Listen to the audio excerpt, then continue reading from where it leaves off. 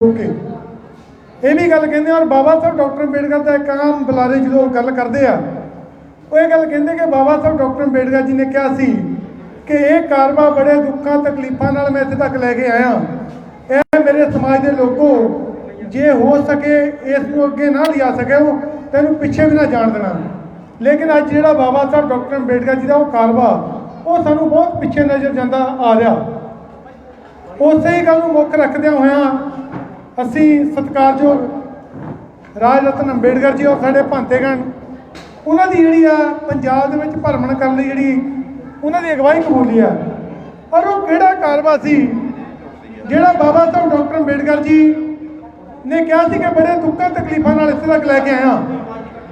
जेकर आप गल करते हैं भारत देश के संविधान की, वो बाबा साहब डॉक्टर अंबेडकर जी सानू लिख के दे गए, सानू वोट का अधिकार भी लिख के दे गए। और एक किहड़ा कारवा जिन्हों अज सानू समझ लगी कि वो कारवा की सी ते असी भी उस कारवा के जिहड़े उस राह के पांधी बने आ उस मार्ग के उत्ते चलण का जिहड़ा प्रण किया वो कारवा सी बाबा साहब डॉक्टर अंबेडकर का है कि इस समाज के विच जिहड़ा कि मैं हिंदू जम्मिया मेरे बस की गल नहीं सी, मैं हिंदू मरांगा नहीं है मेरे बस की गल है। वो कारवा वो जिहड़ा मिशन है वो बाबा साहब डॉक्टर अंबेडकर जी सानू बहुत धम दे के गए सी। लेकिन अज देश के अंदर मुड़ जिहड़ा देश को हिंदू राष्ट्र बनाने समय दी हाकम जमातां वालों कार्य किया जा रहा। आओ आप सारे लोग जिहड़े एकत्रित हो गए जिहड़ा RSS गल कह रही है कि 2024 के देश को हिंदू राष्ट्र घोषित करांगे। असी इस देश बाबा साहब डॉक्टर अंबेडकर मान्यवर साहब श्री कांची राम के सुपने का भारत प्रबुद्ध भारत देखना चाहते हैं। तो आस उम्मीद करदा कि सारे आने वाले समय जिते अज जनगणना भी चल रही है, जिते आप अपने पुरखियों की गल करते सतगुरु रविदास महाराज सतगुरु कबीर साहब सतगुरु नामदेव जी की गल करते हैं, जिते असी बाबा साहब डॉक्टर अंबेडकर की गल करते हैं तो उन्होंने मार्ग जोड़ा कि अपना दीपो आ बवो असी बुद्ध धम की जी शरण में जाना साडा जरूरी है।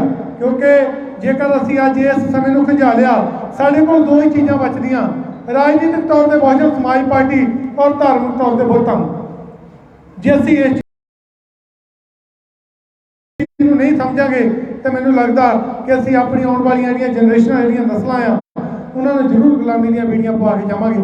सो आओ अज साडे दरम्यान साडे भांतेगण साडे आगू साहिबान राज रतन अंबेडकर जी जिहड़े आ वो अपने बड़बोले विचार दसणगे। और मैं इन्नी बेनती जरूर करदा कि भारत देश के अंदर जनगणना का जिहड़ा दौर भी आने वाले समय शुरू होने वाला आप उसको भी जिहड़ा जरूर ध्यान में रखना कि असी जिहड़ा देश के अंदर हिंदू राष्ट्र घोषित करने की जिहड़ी RSS की नीति चल रही उन्होंने आप कंडेम करना, वो आप किदां खारिज करना, किदां उहतों बचना, वो साढ़े को एक मार गया बाबा साहब डॉक्टर अंबेडकर जिहड़ा दे के गया।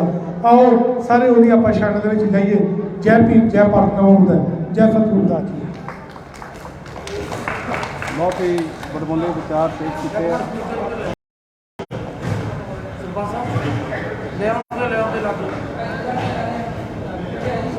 और नेड़े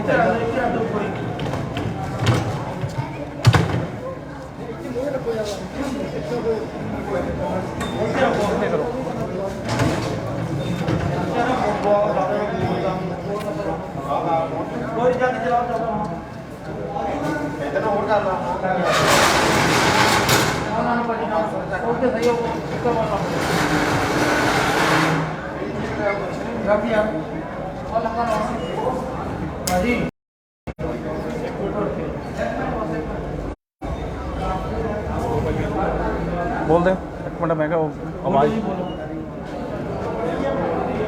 हेलो, ये सन बलवीर मंड जी जिन्होंने बहुत ही बड़बोले विचार पेश किए हैं। सो उन्होंने बड़े धन्यवादी आ, उन्होंने बहुत ही योगदान है साडे ऑनरेबल श्री राज रतन जी को इत्थे लियाउण वास्ते उन्होंने बहुत बड़ा योगदान है। सो उन्होंने एक बार फिर धन्यवाद। सो हुण मैं बेनती करांगा साडे बहुत ही सत्कारयोग ऑनरेबल श्री राज रतन जी अंबेडकर सो वो अपने विचार पेश करके जिन्हों के विचार आप सुन लिए बैठे हाँ। सो एक बार फिर सारिया संगतां नूं बेनती है कि किसी ने भी डिस्टर्ब नहीं करना, ਸੋ ਸਾਰਿਆਂ ਨੇ ਆਪਾਂ ਉਹਨਾਂ ਦੇ ਵਿਚਾਰ ਸੁਣਨੇ ਆ। ਸੋ ਮੈਂ ਬੇਨਤੀ ਕਰਾਂਗਾ ਸ਼੍ਰੀ ਰਾਜ ਰਤਨ ਜੀ ਅੰਬੇਡਕਰ।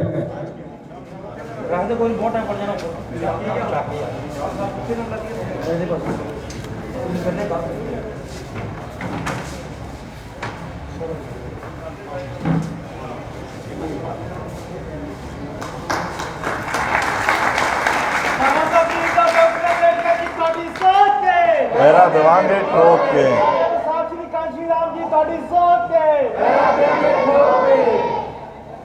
विश्व वंदनीय तथागत सम्यक संबुद्ध विश्व रत्न बोधिसत्व डॉक्टर बाबा साहब अंबेडकर,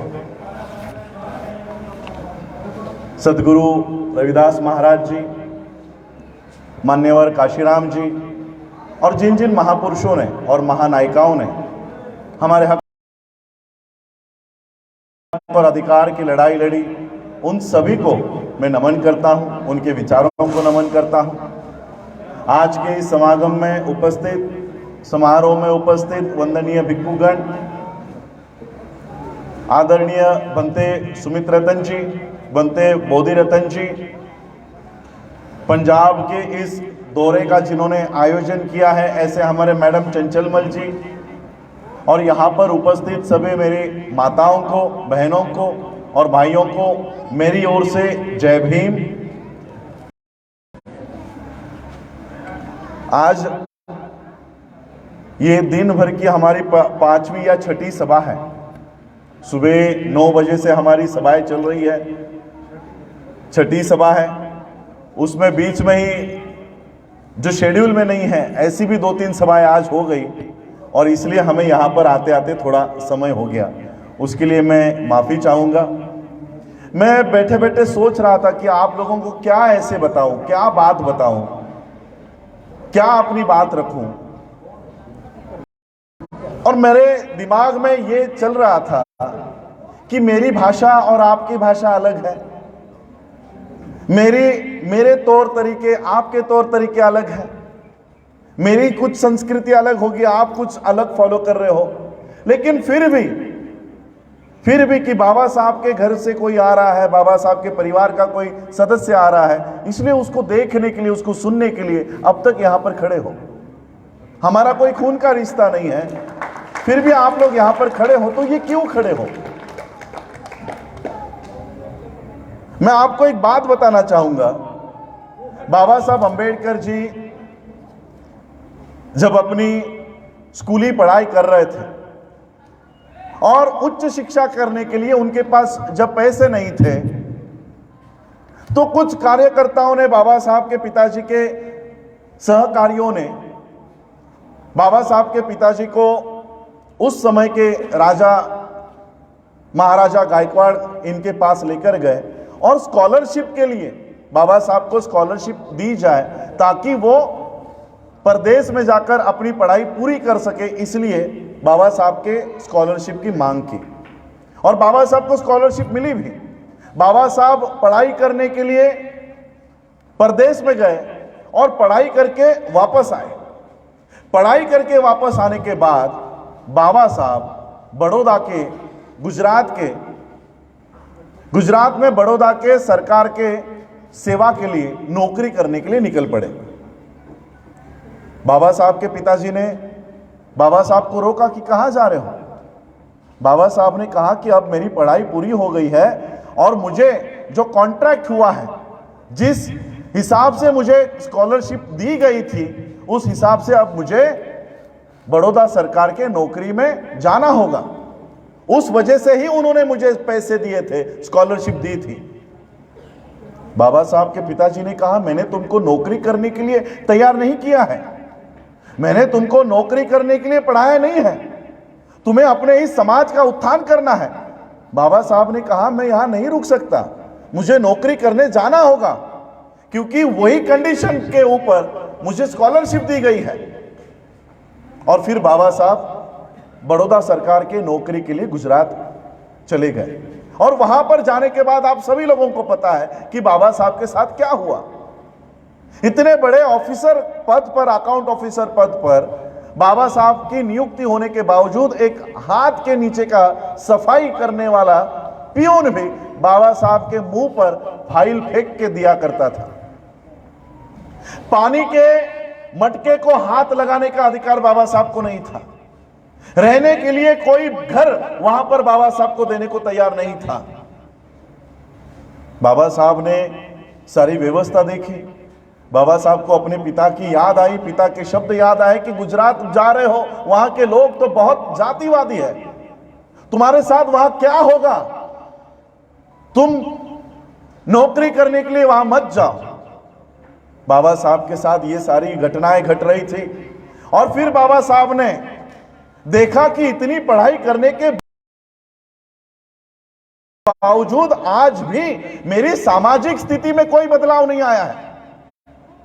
और तब बाबा साहब ने नौकरी छोड़कर फिर से अपने घर जाकर सामाजिक मूवमेंट को, सोशल मूवमेंट को खड़ा करने का बाबा साहब ने नियोजन किया, निर्धार किया और बाबा साहब निकल पड़े।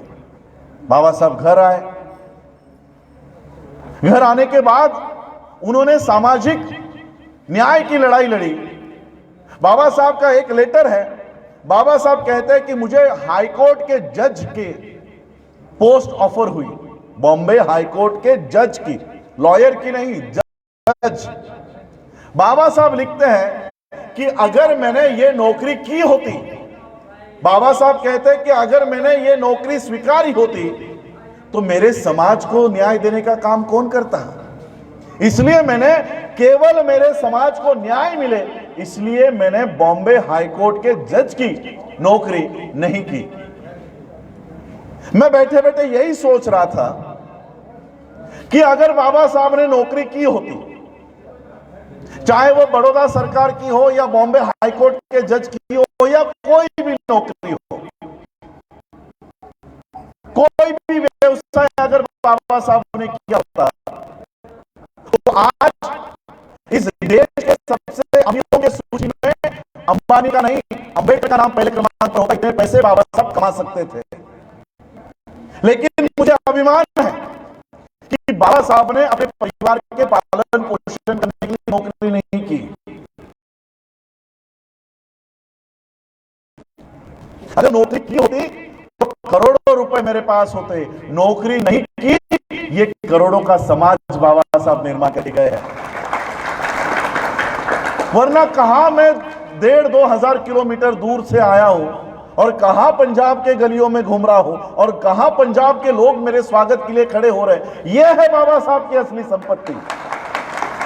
कभी कभी मैं कर्नाटक में जाता हूं, आंध्रा में जाता हूं, कई पॉलिटिकल पार्टी के लोग आते हैं हमारे कार्यक्रम में, तो उन्हें बाबा साहब के बारे में इतना पता नहीं होता।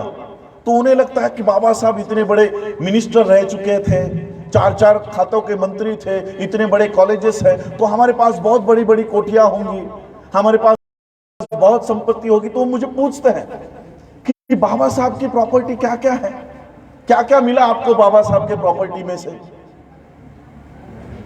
बाबा साहब का जब महापरिनिर्वाण हुआ, मैं आप लोगों को बताना चाहता हूं, बाबा साहब का जब महापरिनिर्वाण हुआ तब 4 खातों के मंत्री बाबा साहब रह चुके थे। 4 खातों के मंत्री। आज कोई सरपंच भी बन जाता है तो 7 पीढ़ियों को उनके लिए वो संपत्ति बना के रख देता है। कोई सरपंच बन जाता है तो बाबा साहब 4 खातों के मंत्री बने तो कितनी संपत्ति होनी चाहिए थी, कितने पैसे इकट्ठा करने चाहिए थे। जब बाबा साहब का महापरिनिर्वाण हुआ, मेरे पास कुछ आज डॉक्यूमेंट मुझे मिले हैं। बाबा साहब का ग्रीनलेस नाम के बैंक में खाता था और उस बैंक खाते में 15,000 रुपए थे। कितने? 15,000 रुपए। जिनके विचारों पे, जिनके संविधान पे पूरा देश चलता है, जिनको पूरा विश्व गौरव करता है, उनके बैंक खाते में कितने रुपए थे? 15,000। तो कुछ लोग मुझे पूछते हैं कि बाबा साहब की संपत्ति 15,000 रुपए, तो बाबा साहब की संपत्ति किधर है? बाबा साहब की संपत्ति क्या है? मैं आज आपको बाबा साहब की संपत्ति थोड़ी डिक्लेयर करता हूं, प्रॉपर्टी डिक्लेयर करता हूं।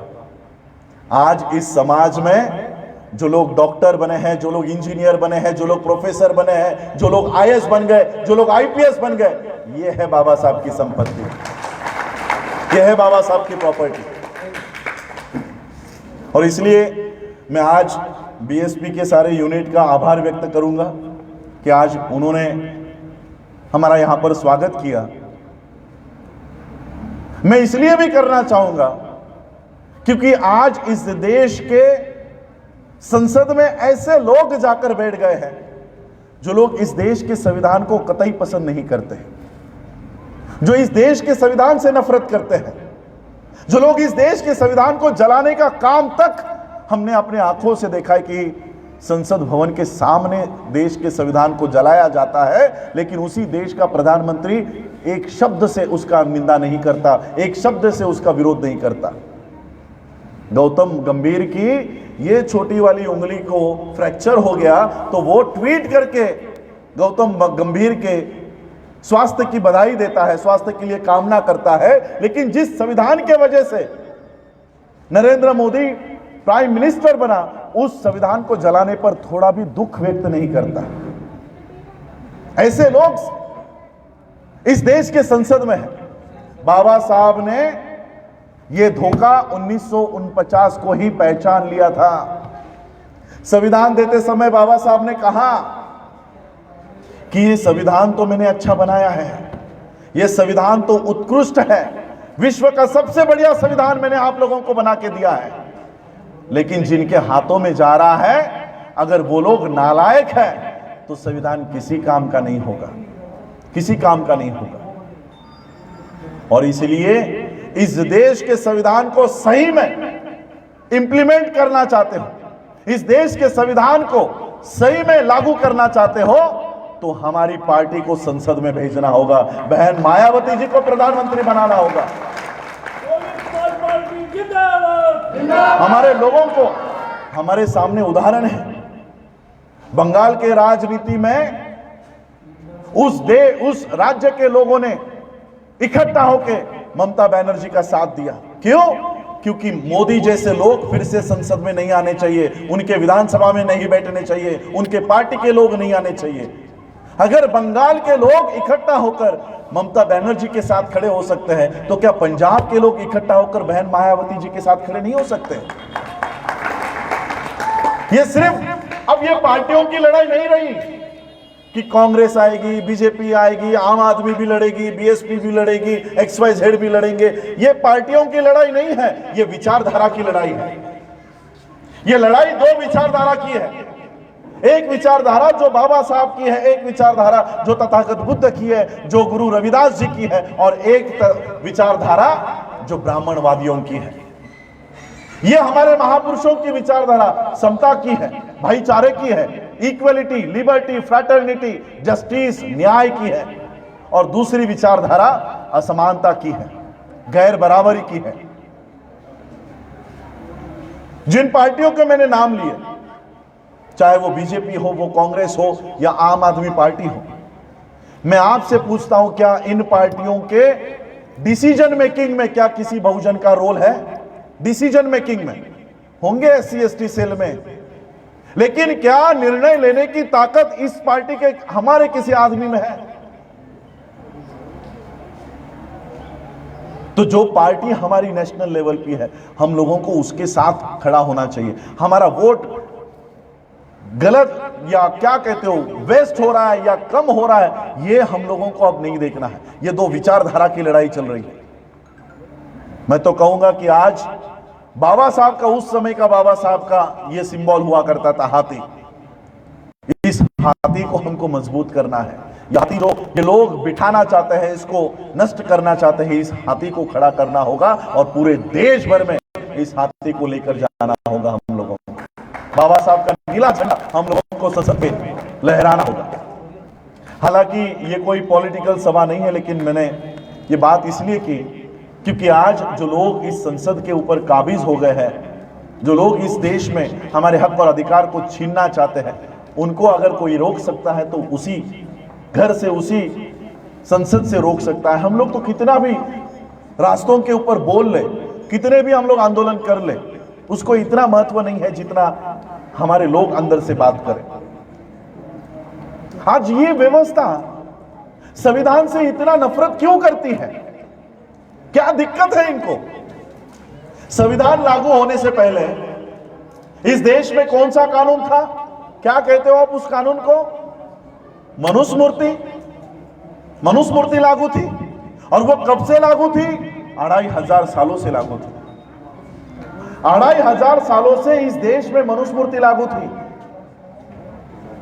आज बाबा साहब का संविधान इस देश में लागू है, इसलिए मैं माइक पे बोल सकता हूं, इसलिए आप कुर्सियों पे बैठ सकते हैं, इसलिए आप अच्छे कपड़े पहन सकते हैं।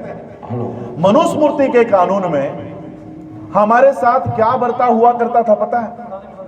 आज जिस संविधान के बदौलत हम सूट बूट टाई कोट पहन रहे हैं, हमारे भंते जी चीवर पहनते हैं, मुझे आप बताओ अगर संविधान नहीं होता तो क्या किसी बौद्ध भिक्खु को चीवर में घूमने दिया करते हैं? आज ये बौद्ध भिक्खु भी हमको चीवर में दिखाई देते हैं, तो वो संविधान की वजह से दिखाई देते हैं। हमारे बदन पर ये जो कपड़े आए हैं, ये भी संविधान की बदौलत है, बाबा साहब की बदौलत है। वरना उन्हीं बाबा साहब को जब संविधान इस देश में नहीं था, मनुस्मृति लागू था, तब बाबा साहब को कैसे कपड़े दिए जाते थे पता है? बाबा साहब की माता भीमाई बाबा साहब को बाजार में लेकर जाती, कपड़े की दुकान पर लेकर जाती, और नए कपड़े लेने के लिए वो दुकानदार को पैसे देती। वो दुकान वाला बाबा साहब को कपड़े कैसे देता था पता है? पहले एक ग्लास में पानी लेता था, वो जमीन के ऊपर डालता था, पैर से उसको कीचड़ करता था, और नए कपड़े उस कीचड़ में खराब करके बाबा साहब के मुंह पे फेंक देता था। क्यों? क्योंकि अछूतों को नए कपड़े पहनने का अधिकार नहीं है।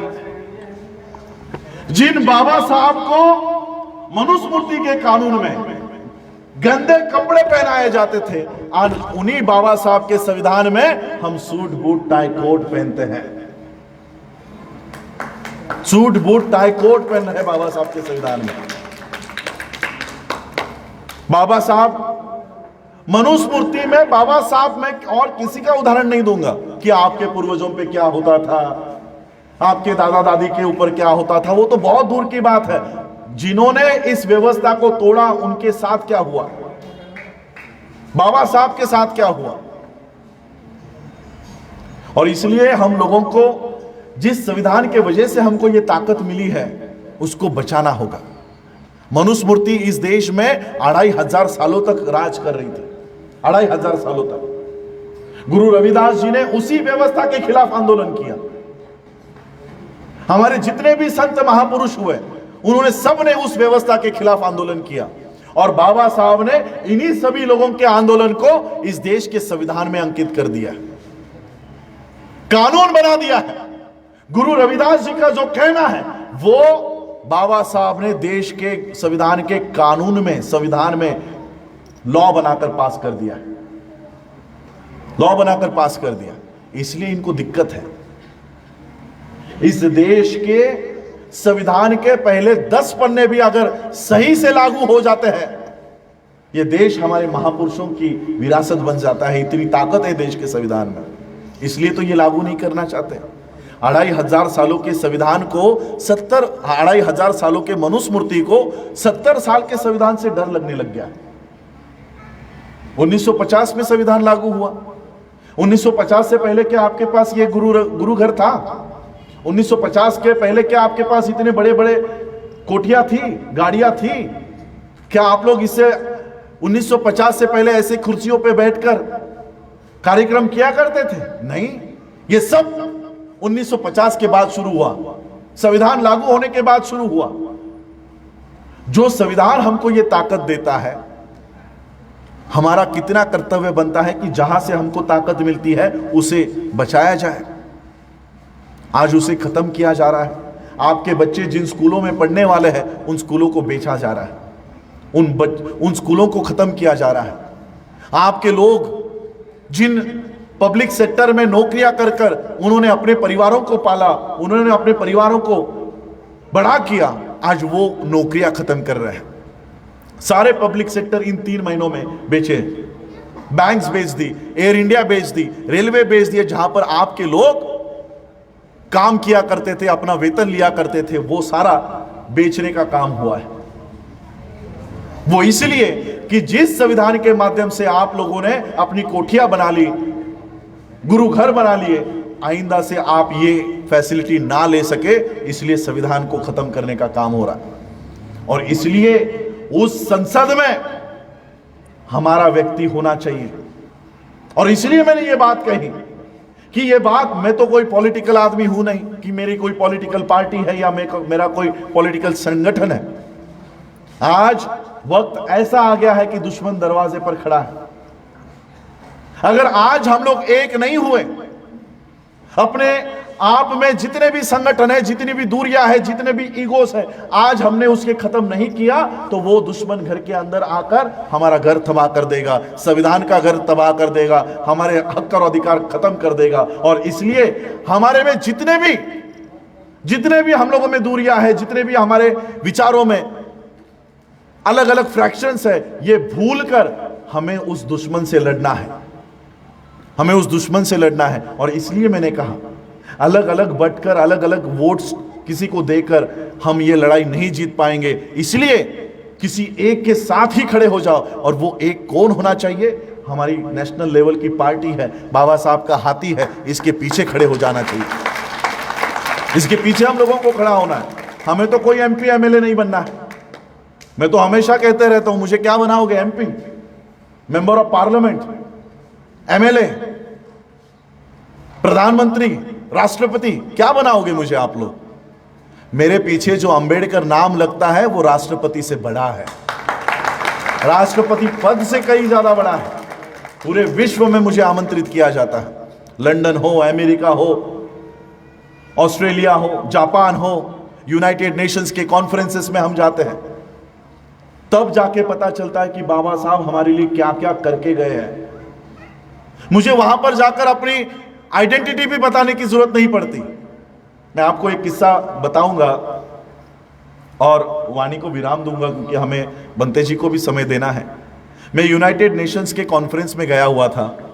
125 से 128 देशों के प्रतिनिधि वहां पर थे। और प्रतिनिधि भी कौन? उस देश के प्रधानमंत्री, राष्ट्रपति। हमारे यहां से, इंडिया से वेंकैया नायडू भी वहां पर था।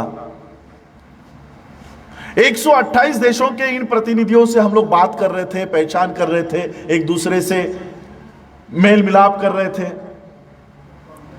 चाइना के लोग, चाइना का डेलीगेशन हमसे मिलने के लिए आया और उन्होंने हमको पूछा, आप कौन से देश से हो? Which country? कौन से देश से हो? तो हमने कहा इंडिया, हम लोग इंडिया से हैं। चाइना के लोगों ने क्या जवाब दिया पता है? चाइना के लोगों ने कहा, ओह, अंबेडकर इंडिया।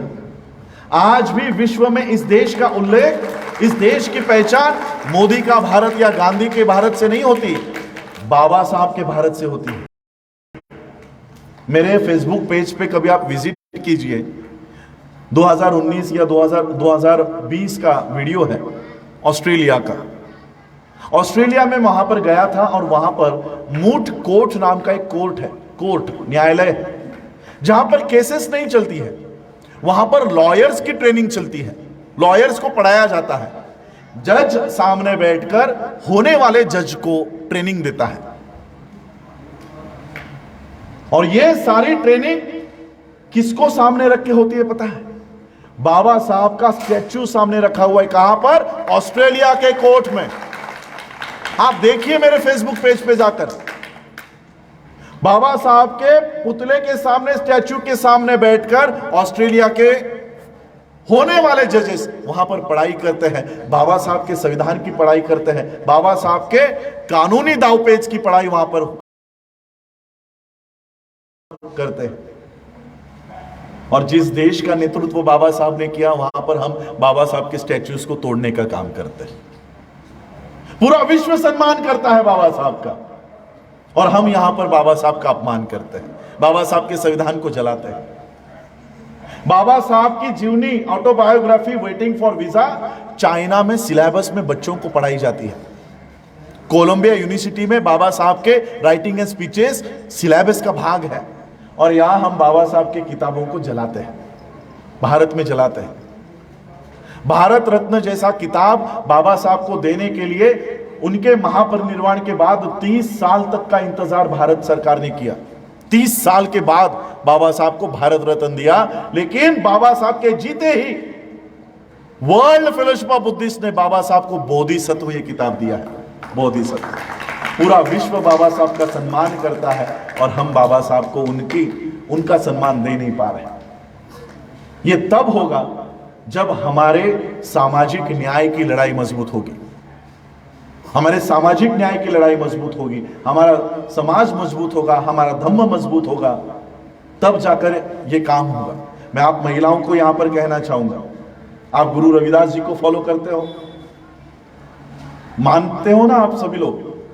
पंजाब में मैं एक मूवमेंट देख रहा हूं कि यहां पर रविदासिया धर्म की एस्टैब्लिशमेंट करने का काम चल रहा है। एक नया धर्म की मान्यता के लिए लोगों को तैयार किया जा रहा है, रविदासिया धर्म।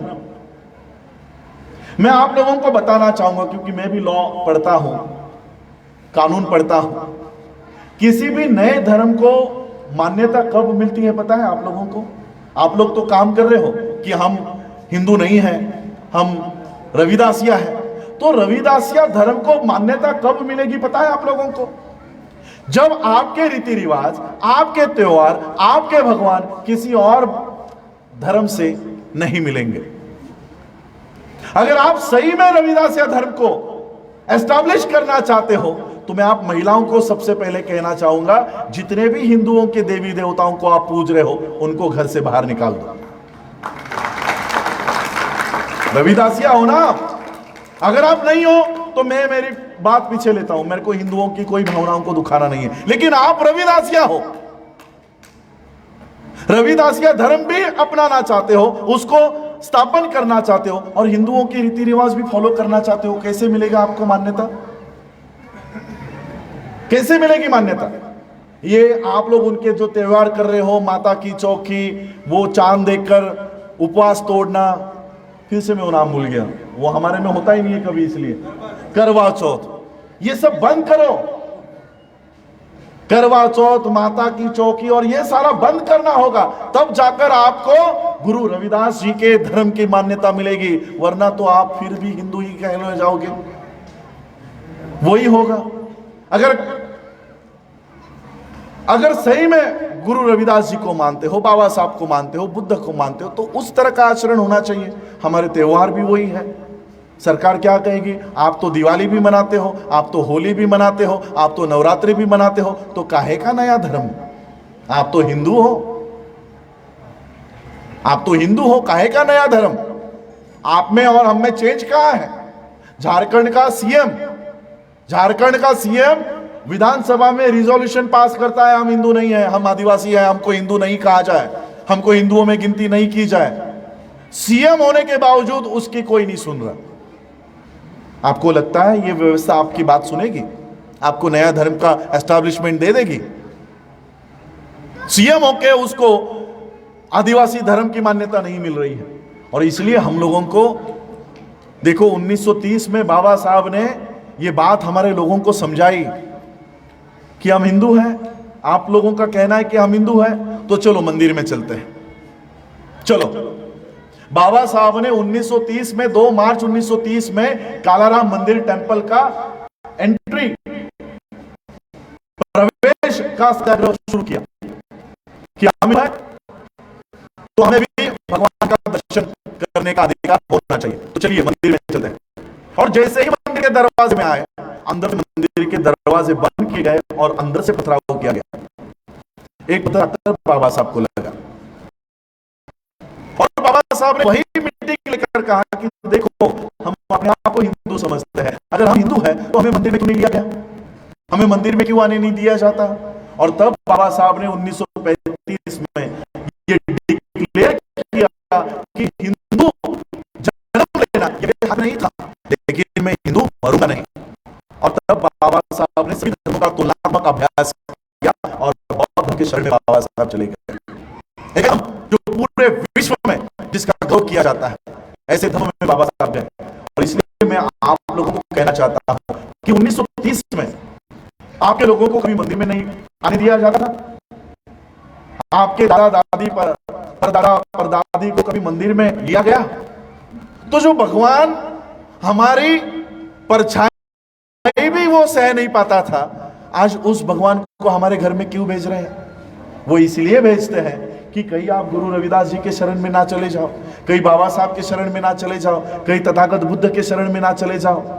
इनके शरण में चले गए तो हमारे 33 करोड़ देवी देवताओं को क्या होगा? आपको डर बताकर, अंधविश्वास में डालकर ये अपने देवी देवताओं को आपके माथों के ऊपर ढोने का काम कर रहे हैं। इसलिए हमको जो गुरु रविदास जी की वाणी है उसके ऊपर चलना है, जो बाबा साहब का कहना है, जो तथागत बुद्ध का कहना है। ये सभी विचारधारा एक ही है, एक ही विचारधारा है। तथागत बुद्ध हो, गुरु नानक हो, गुरु रविदास जी हो, ये सभी का सिलेबस हमारा एक है।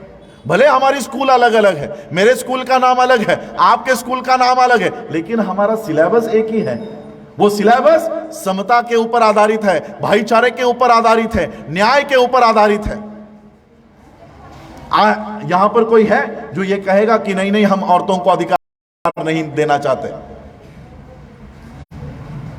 हम सभी की शिक्षा एक ही है, सिलेबस एक है। और इसलिए मैं कहूंगा कि भले आप गुरु रविदास जी को मानते हो, उस धर्म के लोग हो, चाहे वो सिख हो, चाहे वो क्रिश्चियन हो, चाहे वो मुस्लिम्स हो या बुद्धिस्ट हो, हम सभी लोगों को एक होकर जिस ग्रंथ से हमको ताकत मिली है, जिस ग्रंथ के वजह से हम अपने धर्म के एस्टैब्लिशमेंट कर सकते हैं, उस ग्रंथ को बचाने की हम सबकी जिम्मेदारी है। और वो ग्रंथ है इस देश का संविधान, इस देश का संविधान।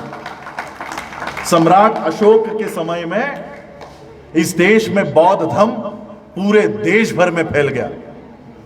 उस समय का देश अफगानिस्तान, नेपाल, भूटान, ये सब भारत का भाग हुआ करते थे। बौद्ध धर्म इस देश का धर्म हुआ। 12 साढ़े 12 हजार साल इस देश में बौद्ध राजाओं ने राज किया। क्यों किया? क्योंकि उस समय राज आश्रय हुआ करता था, राजाओं का आश्रय बौद्ध धर्म को हुआ करता था। जैसे ही राजा का आश्रय चला गया, हमारे राजा की हत्या कर दी गई, राजा बृहदत्त की हत्या हो गई, ये सारा मौर्य सम्राट, ये सारा राज चला गया और फिर ये देश ब्राह्मणवाद में, आज तक ब्राह्मणवाद में डूब गया। राजाश्रय था तब इस देश में हमारा धर्म बड़ा हुआ, फैला। राजाश्रय चला गया, हमारा धर्म भी खत्म हो गया। आज भी इस देश में चाहे आप सिख धर्म का पालन करो, चाहे आप रविदासिया धर्म का पालन करो, चाहे मैं बौद्ध धर्म का पालन करूं, चाहे कोई क्रिश्चियन धर्म का पालन करे, चाहे कोई हिंदू धर्म का पालन करे, चाहे कोई इस्लाम का पालन करे, इन सभी धर्मों को आज एक राजाश्रय मिला है, जिस वजह से ये धर्म अपना प्रचार कर सकते हैं, प्रसार कर सकते हैं। आज सम्राट अशोक हमारे में नहीं है जो इन धर्मों को राजाश्रय दिया हुआ है। सम्राट अशोक भी अगर हमारे में नहीं है, लेकिन सम्राट अशोक के रूप में इस देश का संविधान सभी धर्मों को सुरक्षा प्रदान करता है कि अपने अपने धर्म का प्रचार और प्रसार करने का अधिकार सभी लोगों को है। उस समय तो हम अपना राजाश्रय बचा नहीं पाए, लेकिन इस समय हमको हमारा राजाश्रय बचाना है। जो धर्म बढ़ाने को, जो अपने धर्म का प्रचार प्रसार करने का अधिकार हमको देता है, उस संविधान को बचाना हम लोगों का कर्तव्य है। इसलिए आज के इस मीटिंग में, आज के इस समागम में, समारोह में मैं यही बात कहूंगा कि बाबा साहब ने हम लोगों को जो अधिकार दिए हैं उसमें तो हम वृद्धि नहीं कर पाए। कम से कम जितने अधिकार बाबा साहब हमको देकर गए उसको तो बचाने का काम हम करें, उसको तो हम बचाएं। हमारी सत्ता, हमारा राज फिर से हम इस देश में लेकर आए। इतना ही मैं कहूँगा। और आप लोगों ने मेरा जो स्वागत किया उसके लिए मैं आप लोगों का आभार व्यक्त करता हूँ। और मैं ये बात कहना चाहता हूँ कि ये स्वागत मेरा नहीं है, मैंने ऐसा कोई काम नहीं किया है बड़ा कि आप लोग मेरा स्वागत कर रहे हो। मेरी ये भावना है, मेरा ये मानना है कि ये स्वागत मेरा नहीं है। ये स्वागत मेरे शरीर में जो बाबा साहब का खून दौड़ रहा है, ये उस खून का स्वागत है। और मैं आपको कहना चाहूंगा कि बाबा साहब का परिवार 2-4 लोगों का परिवार नहीं है। आप लोग मुझे बाबा साहब के वारिस के रूप में देख रहे हो, लेकिन मैं आप लोगों को कहना चाहता हूं इस देश में हर वो व्यक्ति जो बाबा साहब के विचारों पे चलता है वो बाबा साहब का वारिस है, वो बाबा साहब का संतान है, वो बाबा साहब का वंशज है।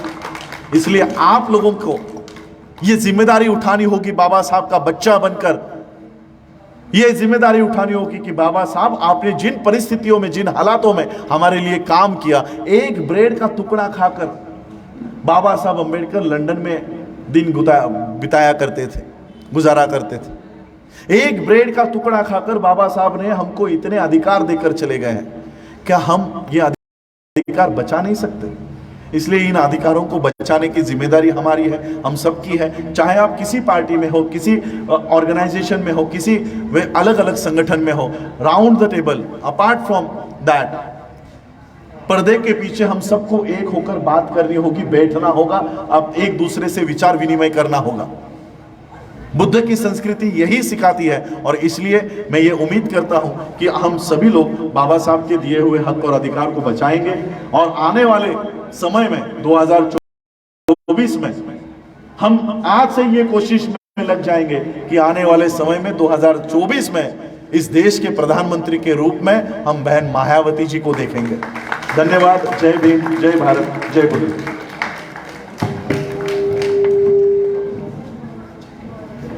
हेलो, बहुत बहुत धन्यवाद। बहुत ही वधिया विचार ਤੁਹਾਡੇ ਸਾਹਮਣੇ ਪੇਸ਼ ਕੀਤੇ ਆ। ਸੋ ਉਮੀਦ ਕਰਦੇ ਆ ਕਿ ਆਪਾਂ ਸਾਰੇ ਇਹਨਾਂ ਵਿਚਾਰਾਂ ਦੇ ਉੱਤੇ ਖਰੇ ਉਤਰਾਂਗੇ। ਸੋ ਹੁਣ ਮੈਂ ਜੀਵਨ ਮਹਿਮੀ ਜੀ, ਮਿਸ਼ਨਰੀ ਸਿੰਗਰ ਜੀਵਨ ਮਹਿਮੀ ਜੀ, ਸਿਰਫ 2 ਮਿੰਟ ਵਾਸਤੇ ਉਹ ਹਾਜ਼ਰੀ ਲਾਉਣਗੇ। ਜੀਵਨ ਮਹਿਮੀ ਜੀ, ਮਿਸ਼ਨਰੀ ਕਲਾਕਾਰ ਜੀਵਨ ਮਹਿਮੀ ਜੀ। ਉਹਨਾਂ ਤੋਂ ਬਾਅਦ ਡਾਕਟਰ ਇੰਦਰਜੀਤ ਜੀ ਕਜਲਾ, ਉੱਚਾ ਪਿੰਡ ਫਗਵਾੜਾ ਵਾਲੇ, ਉਹ ਤੁਹਾਡੇ ਨਾਲ ਰੂਬਰੂ ਹੋਣਗੇ। ਡਾਕਟਰ ਇੰਦਰਜੀਤ ਜੀ ਕਜਲਾ, ਉਹਨਾਂ ਤੋਂ ਪਹਿਲਾਂ ਸ਼੍ਰੀ ਜੀਵਨ ਮਹਿਮੀ ਜੀ। नमो बुद्धाय, जय भीम, जय भारत, जय सतगुरु दास जी महाराज की। कर लइए सारियां मुसीबतां दा हल, कर वापसी दी जो कर लइए गल, जेड़ी चलदी आजादी दी लड़ाई है ओदे विच आपां सारे हिस्सा पा लइए। 2021 वाली जन गणना आजो आपां बुद्ध धर्म लिखा लिए। 2021 वाली जन गणना आजो आपां बुद्ध धर्म लिखा लिए। आजो आपां बुद्ध धर्म लिखा लिए। सूर्य जैसी चमक थी मुख पे चांद के जैसा नूर, बचपन उसका बहुत ही भोला, ना कोई दिखे गरूर। मामा माया पिता सदोदन मालूम सब संसार हो गया। सिद्धार्थ को कोई विरला जाने, बुद्ध हुआ महान हो गया। सिद्धार्थ को कोई विरला जाने, बुद्ध हुआ महान हो गया। बीच जवानी घर को छोड़कर सत्य की खोज में चल पड़ा, लेकर मजबूत इरादे मन में बड़ा जिगर कर चल पड़ा। बीवी बच्चे रोक न पाए, हर कोई देखना हो गया। सिद्धार्थ को कोई फिरला जाने, बुद्ध हुआ महान हो गया। जय भीम, जय भारत, नमो बुद्धाय। बहुत बहुत मेहरबानी। ये साढ़े छोटे वीर जीवन मਹਿਮੀ जी जिन्होंने एक छोटी जी रचना पेश की है, बहुत बहुत धन्यवाद। हुण मैं बेनती करांगा डॉक्टर इंदरजीत कजला, उच्चा पिंड फगवाड़ा वाले, जिन्होंने भारतीय संविधान नूं पंजाबी दे विच रूपांतर किया। सो आपां गुरपुरब ते उन्हां दीयां किताबां लाइब्रेरी दे विच रखियां सी, शायद कुछ बच्चों ने पढ़िया होणगियां। सो डॉक्टर इंदरजीत जी कजला।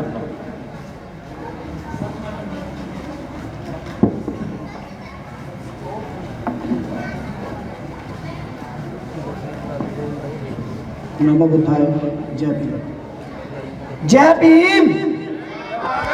आवाज़ नहीं आई जिन्नी का मेरे भरा भैन बैठे उन्नी आवाज़ नहीं आई मैनू। जय भीम। सो धन्यवाद।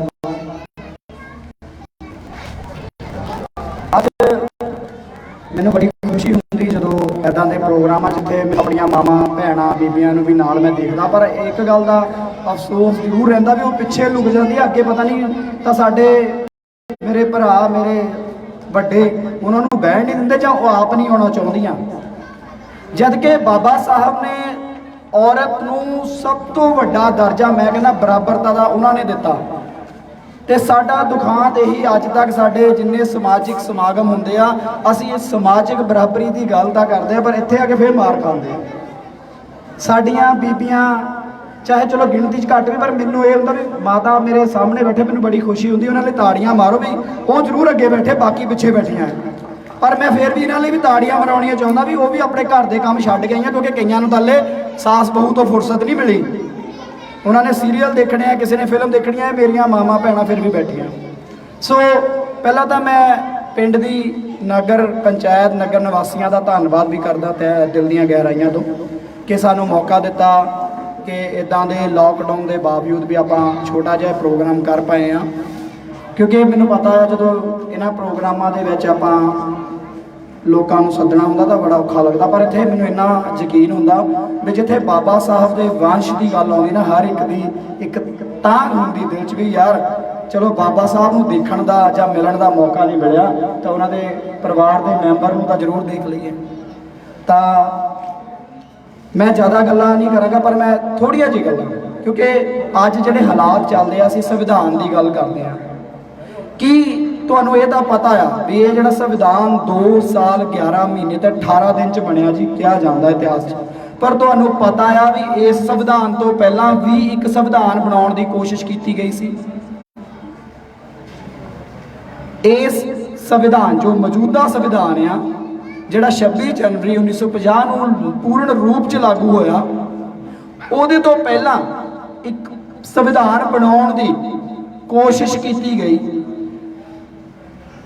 ਤੇ ਉਹ ਕੋਸ਼ਿਸ਼ ਨਾਕਾਮ ਰਹੀ। ਮੈਂ ਕਹਿੰਦਾ ਚੰਗਾ ਹੋਇਆ ਨਾਕਾਮ ਰਹੀ। ਜੇ ਕਿਤੇ ਉਹ ਕੋਸ਼ਿਸ਼ ਕਾਮਯਾਬ ਹੋ ਜਾਂਦੀ ਤਾਂ ਅੱਜ ਤੁਸੀਂ ਐਨੇ ਰੋਬ ਨਾਲ ਬੈਠ ਨਾ ਪਾਉਂਦੇ, ਕਿਉਂਕਿ ਮੈਂ ਉਹਦੀ ਕਾਪੀ ਵੀ ਪ੍ਰਿੰਟ ਕੱਢੀ ਹੋਈ ਆ, ਮੇਰੇ ਕੋਲ ਕਾਪੀ ਵੀ ਹੈਗੀ, ਮੈਂ ਫੋਟੋ ਕਾਪੀ ਨਾਲ ਪੜ੍ਹਦਾ ਪਿਆ, ਕਿਉਂਕਿ ਮੈਂ ਦੇਖਦਾ ਪਿਆ ਆ ਵੀ ਅਸੀਂ ਇਹ ਢੰਡੋਰਾ ਦਾ ਪਿੱਟਦੇ ਆ ਕਿ ਬਾਬਾ ਸਾਹਿਬ ਦਾ ਸੰਵਿਧਾਨ ਦੁਨੀਆ 'ਚ ਬੈਸਟ ਆ, ਪਰ ਜਦੋਂ ਸਾਨੂੰ ਆਉਂਦਾ ਵੀ ਕਿੱਦਾਂ ਬੈਸਟ ਆ, ਸਾਡੇ ਕੋਲ ਜਦ ਤੱਕ ਸਾਡੇ ਕੋਲ ਸੱਚ ਦੇ ਨਾਲ ਝੂਠ ਨਹੀਂ ਹੁੰਦਾ ਨਾ, ਅਸੀਂ ਸੱਚ ਨੂੰ ਕਿੱਦਾਂ ਸਾਬਤ ਕਰਾਂਗੇ ਵੀ ਸੱਚ ਹੈ। ਇਸ ਲਈ ਸਾਨੂੰ ਝੂਠ ਦਾ ਪਤਾ ਹੋਣਾ ਚਾਹੀਦਾ। ਜਦੋਂ ਤੁਸੀਂ ਇਸ ਸੰਵਿਧਾਨ ਨੂੰ ਪੜ੍ਹੋਗੇ, ਇਹ ਡਰਾਫਟ ਕਰਨ ਵਾਲੇ ਪਤਾ ਕੌਣ ਆ? ਮੋਤੀ ਲਾਲ ਨਹਿਰੂ, ਉਹ ਚੇਅਰਮੈਨ ਸੀਗੇ ਦੀ ਕਮੇਟੀ ਦੇ, ਤੇ ਇਸ ਕਮੇਟੀ ਦੇ ਵਿੱਚ ਇੱਕ ਵੀ ਜਿਹੜਾ ਦਲਿਤ ਸਮਾਜ ਦਾ ਵਿਅਕਤੀ ਨਹੀਂ ਸੀ, ਤੇ ਬਾਬਾ ਸਾਹਿਬ ਨੂੰ ਐਜ਼ ਇੱਕ ਨੁਮਾਇੰਦਾ ਵੀ ਨਹੀਂ ਬੁਲਾਇਆ ਗਿਆ ਇਸ ਕਮੇਟੀ ਵੱਲੋਂ। ਦਲਿਤ ਸਮਾਜ ਦਾ ਕੋਈ ਵੀ ਵਿਅਕਤੀ, ਚਲੋ ਬਾਬਾ ਸਾਹਿਬ ਜਾਂ ਹੋਰ ਉਸ ਸਮੇਂ ਦੇ ਜੋ ਵੀ ਕੋਈ ਨੇਤਾ ਸੀ, ਉਹਨਾਂ ਨੂੰ ਬੁਲਾਇਆ ਹੀ ਨਹੀਂ ਗਿਆ। ਇਹ ਤੁਸੀਂ ਸੋਚ ਕੇ ਉਸ ਸੰਵਿਧਾਨ ਦੇ ਵਿੱਚ, ਇਹ ਸੰਵਿਧਾਨ ਜਿਹੜਾ ਮੋਤੀ ਲਾਲ ਨਹਿਰੂ ਨੇ ਡਰਾਫਟ ਕੀਤਾ ਸੀ ਨਾ, 87 ਆਰਟੀਕਲ ਇਹਦੇ ਵਿੱਚ, 87 ਆਰਟੀਕਲ, ਤੇ ਸਾਡਾ ਜਿਹੜਾ ਬਾਬਾ ਸਾਹਿਬ ਸਾਨੂੰ ਸੰਵਿਧਾਨ ਦੇ ਕੇ ਗਏ, ਦੁਨੀਆ ਦਾ ਸਭ ਤੋਂ ਵੱਡਾ ਜਾਂ ਲੈਂਥੀ ਸੰਵਿਧਾਨ ਕਹਿੰਦੇ ਆ, ਇੱਕ ਦੀ ਵਿਸ਼ੇਸ਼ਤਾ ਹੈ ਇਹਦੇ ਵਿੱਚ। ਤਾਂ ਮੈਂ ਤੁਹਾਨੂੰ ਦੱਸਣਾ ਚਾਹੁੰਦਾ ਵੀ ਜਿੱਦਣ ਸੰਵਿਧਾਨ ਲਾਗੂ ਹੋਇਆ ਤੇ ਅੱਜ ਮੈਨੂੰ ਅਸੀਂ ਬਾਰ-ਬਾਰ ਗੱਲ ਚੱਲਦੇ ਆ ਵੀ ਬਾਬਾ ਸਾਹਿਬ ਤੁਹਾਡੀ ਸੋਚ ਤੇ ਪਹਿਰਾ ਦੇਵਾਂਗੇ ਠੋਕੇ, ਪਰ ਮੈਨੂੰ ਪੰਡਾਲ 'ਚੋਂ ਬਹਿ ਕੇ ਦੱਸ ਸਕਦੇ ਆ ਕਿ ਬਾਬਾ ਸਾਹਿਬ ਦੀ ਸੋਚ ਕੀ ਆ। ਕੀ ਸਾਡੀ ਸੋਚ ਸਿਰਫ ਇਹ ਆ ਵੀ ਡੀਜੇ ਲਾ ਕੇ ਇੱਕ ਦਿਨ 14 ਅਪ੍ਰੈਲ ਆਈ ਫੋਟੋ ਤੇ ਹਾਰ ਪਾਏ ਤੇ ਸੋਚ ਸਾਬਿਤ ਕਰਦੀ, ਜਾਂ ਪਹਿਰਾ ਦੇਤਾ? ਪਹਿਰਾ ਦੇਣ ਦਾ ਸਮਾਂ ਇਲੈਕਸ਼ਨ ਦੇ ਟਾਈਮ ਤੇ ਆ। ਪਹਿਰਾ ਦੇਣ ਦਾ ਸਮਾਂ ਜਦੋਂ ਸਾਡੇ ਖਿਲਾਫ ਵਿਰੋਧ, ਸਾਡੇ ਖਿਲਾਫ ਕਾਨੂੰਨ ਬਣਦੇ ਆ, ਉਦੋਂ ਪਹਿਰਾ ਦੇਣਾ ਆ, ਤਾਂ ਹੀ ਉਹ ਪਹਿਰਾ ਦੇਵਾਂਗੇ ਬਾਬਾ ਸਾਹਿਬ ਦੀ ਸੋਚ ਤੇ। ਪਰ ਅਫਸੋਸ ਦੀ ਗੱਲ ਆ ਵੀ ਅੱਜ ਸੰਵਿਧਾਨ ਦੇ ਵਿੱਚ 104 ਸੋਧਾਂ ਹੋ ਚੁੱਕੀਆਂ ਆ, 104, ਤੇ ਸਾਨੂੰ ਬਹੁਤ ਸਾਰੀਆਂ ਸੋਧਾਂ ਇਦਾਂ ਦੀਆਂ ਜਿਨ੍ਹਾਂ ਦੇ ਬਾਰੇ ਪਤਾ ਹੀ ਨਹੀਂ ਵੀ ਸਾਡੇ ਖਿਲਾਫ ਜਾਂਦੀਆਂ ਜਾਂ ਸਾਡੇ ਹੱਕ 'ਚ ਜਾਂਦੀਆਂ। ਬਾਬਾ ਸਾਹਿਬ ਨੇ ਸਾਨੂੰ ਸੰਵਿਧਾਨ ਦਿੱਤਾ ਸੀਗਾ ਵੀ ਕਿਸੇ ਵੀ ਧਰਮ ਦਾ ਪੱਖ ਨਹੀਂ ਕਰੇਗਾ, ਪਰ ਕਾਂਗਰਸ ਨੇ ਸੋਧ ਕਰਕੇ ਆਰਟੀਕਲ 290 ਊੜਾ ਪਾਇਆ ਮੌਜੂਦਾ ਸੰਵਿਧਾਨ ਦੇ ਵਿੱਚ, ਜਿਹੜਾ ਹਰ ਸਾਲ ਤ੍ਰਿਕੋਣ ਮੰਦਰਾਂ ਨੂੰ 50 ਲੱਖ ਰੁਪਇਆ ਗ੍ਰਾਂਟ ਦਿੰਦਾ 1 ਨਵੰਬਰ 1956 ਤੋਂ ਲੈ ਕੇ ਅੱਜ ਤੱਕ। ਅਸੀਂ ਕਦੀ ਆਵਾਜ਼ ਚੱਕੀ ਨਹੀਂ ਚੱਕੀ, ਕਿਉਂ? क्योंकि ਅਸੀਂ ਨਾਰੇ ਤਾਂ ਜ਼ਰੂਰ ਲਾਏ ਪਰ ਬਾਬਾ ਸਾਹਿਬ ਦਾ ਦਿੱਤਾ ਹੋਇਆ ਸੰਵਿਧਾਨ ਪੜ੍ਹਨਾ ਜ਼ਰੂਰੀ ਨਹੀਂ ਸਮਝਿਆ, ਅਸੀਂ ਉਹਦਾ ਪ੍ਰਚਾਰ ਕਰਨਾ ਜ਼ਰੂਰੀ ਨਹੀਂ ਸਮਝਿਆ। ਸਾਨੂੰ ਸਿਰਫ ਤੇ ਸਿਰਫ ਬਾਬਾ ਸਾਹਿਬ ਦਾ ਜਨਮ ਦਿਨ ਮਨਾਉਣਾ, ਡੀਜੇ ਲਾਉਣਾ ਤੇ ਲੰਗਰ ਲਾਉਣਾ ਬਸ, ਤੇ ਦੂਜੇ ਦਿਨ ਅਖਬਾਰ 'ਚ ਮੀਡੀਆ 'ਚ ਸਾਡੀਆਂ ਖਬਰਾਂ ਲੱਗ ਜਾਣ। ਸੰਵਿਧਾਨ ਦਾ ਪ੍ਰਚਾਰ, ਕਿਉਂਕਿ ਸਕੂਲਾਂ 'ਚ ਸਰਕਾਰਾਂ ਨੇ ਕਦੀ ਸੰਵਿਧਾਨ ਨਹੀਂ ਪੜ੍ਹਾਉਣਾ।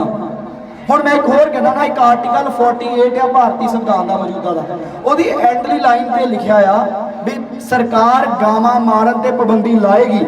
ਤੁਸੀਂ ਮੈਨੂੰ ਦੱਸੋ ਕਿ ਬਾਬਾ ਸਾਹਿਬ ਦੀ ਸੋਚ ਸੀਗੀ ਵੀ ਉਹ ਗਾਵਾਂ ਮਾਰਨ ਤੇ ਪਾਬੰਦੀ ਲਾਉਣ ਦੀ ਗੱਲ ਲਿਖਣਗੇ ਸੰਵਿਧਾਨ 'ਚ?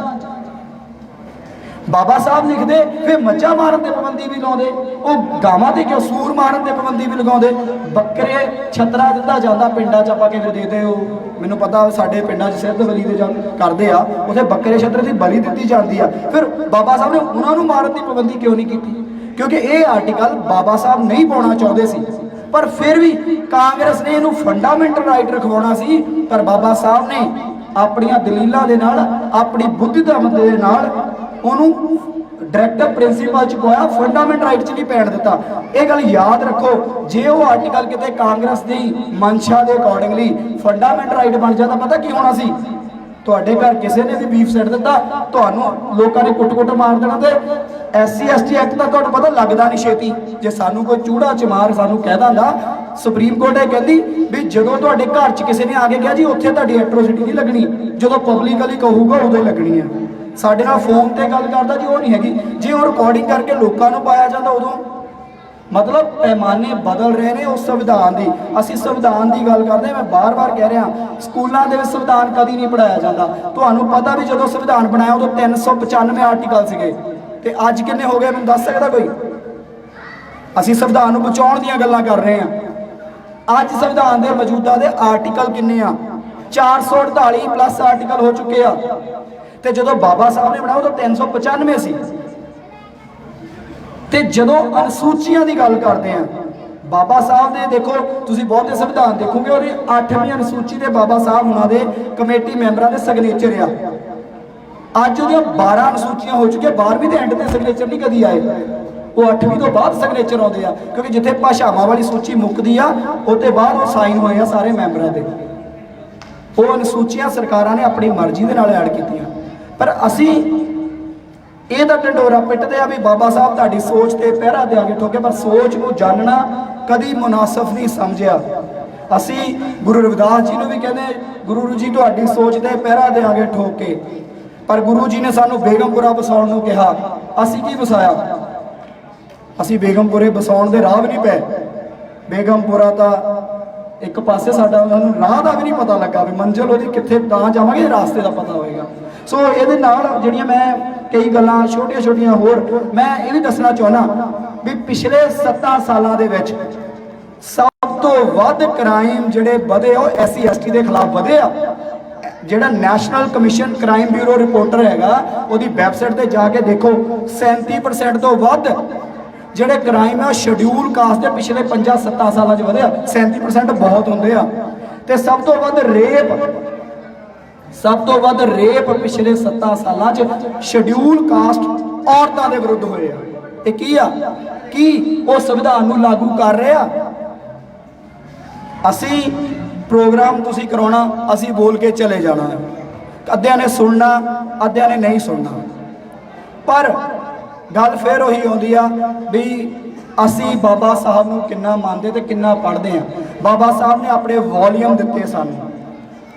ਬਾਬਾ ਸਾਹਿਬ ਸਾਡੇ ਨਾਲ ਗੱਲਾਂ ਕਰਦੇ, ਮੈਂ ਹਮੇਸ਼ਾ ਕਹਿੰਦਾ ਨਾ ਵਿੱਚ ਤੁਸੀਂ ਚਾਹੁੰਦੇ ਆ ਵੀ ਬਾਬਾ ਸਾਹਿਬ ਨਾਲ ਗੱਲਾਂ ਕਰਨੀਆਂ ਤਾਂ ਬਾਬਾ ਸਾਹਿਬ ਦੇ ਵੋਲੀਅਮ ਪੜ੍ਹ ਕੇ ਦੇਖੋ, ਤੁਹਾਨੂੰ ਹਰ ਮੁਸ਼ਕਿਲ ਦਾ ਹੱਲ, ਮੈਂ ਕਹਿੰਦਾ ਹਰ ਮੁਸ਼ਕਿਲ ਦਾ ਹੱਲ ਉਹ ਬਾਬਾ ਸਾਹਿਬ ਆਪਣੇ ਵੋਲੀਅਮ ਦੇ ਥਰੂ ਦਿੰਦੇ ਆ।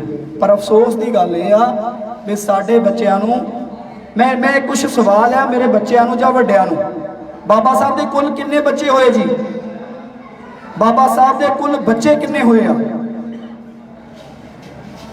ਹਾਂਜੀ, ਅਸੀਂ ਆਪਣੇ ਆਪ ਨੂੰ ਬਾਬਾ ਸਾਹਿਬ ਦੇ ਸਪੂਤ ਕਹਿੰਦੇ ਆ, ਪਰ ਬਾਬਾ ਸਾਹਿਬ ਦੇ ਬੱਚੇ ਤੇ ਸ਼ਿਵਜੀ ਦੇ ਕਿੰਨੇ ਬੱਚੇ ਹੋਏ ਜੀ? ਉਹ ਜ਼ਰੂਰ ਦੱਸ ਦੇਣਾ, ਮੈਨੂੰ ਦੱਸਣਾ ਨਹੀਂ, ਪਰ ਪਤਾ ਜ਼ਰੂਰ ਆ।